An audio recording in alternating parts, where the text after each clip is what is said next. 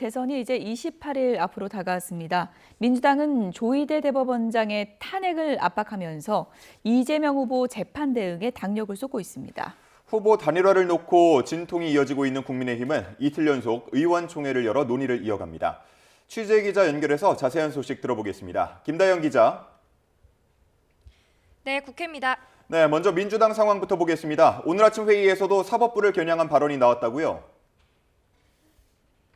네, 당 차원의 중앙선대위 총괄본부단장 회의가 열렸는데 당은 일단 이재명 후보의 모든 재판을 대선 뒤로 미뤄달라는 의지를 재차 확인했습니다.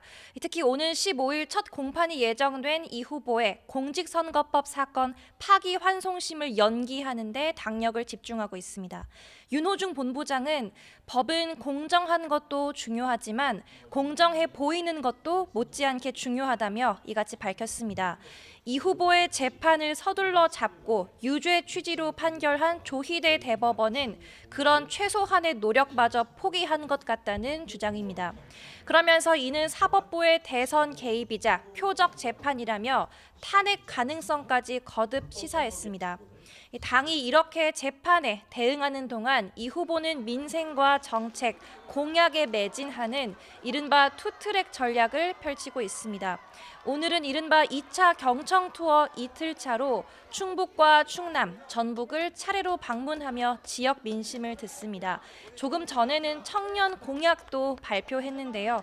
군 복무 경력을 모든 공공기관이 의무적으로 호봉에 반영하는 방안과 가상자산 현물 ETF 도입을 약속했습니다. 이번에 국민의힘 상황도 좀 알아보죠. 단일화를 놓고 진통이 심해지고 있는 것 같죠? 네, 김문수 후보는 조금 전 추가로 입장문을 냈습니다. 어젯밤 당 지도부로부터 적극적인 지원을 약속받았지만 여전히 당의 공식 후보로 인정받지 못하고 있다고 불만을 나타냈습니다. 특히 당이 전국위원회와 전당대회 소집을 공고한 것을 두고 당헌 당규를 바꿔서 자신을 끌어내려는 거라는 의심을 거두지 않고 있는데요. 당은 당헌 당규 개정은 검토해본 적도 없는 확대 해석이란 입장입니다. 이양수 사무총장은 국회에서 기자들과 만나 무소속 한덕수 후보와의 단일화에 대비한 최소한의 절차적, 행정적 요건을 마련해 둔 것일 뿐이라고 설명했습니다. 이처럼 단일화를 두고 진통이 이어지는 가운데 당은 일단 김 후보의 요구를 수용해 선대위원회 인선을 의결했고 단일화 추진 본부장은 유상범 의원에게 맡겼습니다.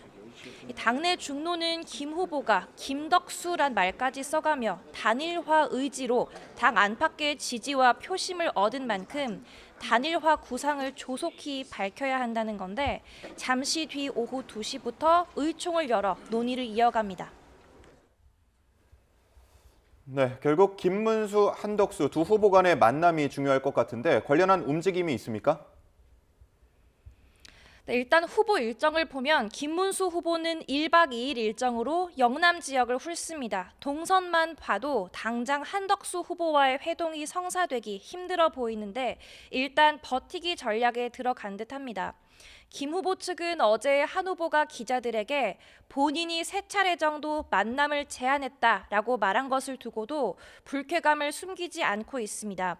제안을 거절한 게 맞느냐는 질문에 김 후보 측 김재원 비서실장은 라디오 방송에서 그냥 악수하면서 주고받은 말을 언론에 그런 식으로 공개하는 건 비신사적이라고 비난했습니다. 반면 한 후보 측 이정현 대변인은 기자들과 만나 중요한 건 후보들의 진정성이겠지만 후보 등록이 마감되는 오는 일요일까지는 최대한 결론을 끌어내야 한다는 생각이라고 말했습니다. 한덕수 후보도 오전 관훈클럽 토론회에서 단일화 실패는 국민에 대한 큰 배신이 될 거라며 의지를 굽히지 않았습니다. 한 후보는 이어서 새미래민주당 이낙연 상임고문과 오찬 회동을 하는데 대선과 개헌을 둘러싼 연대를 염두에 뒀다는 분석이 나옵니다. 지금까지 국회에서 YTN 김다연입니다.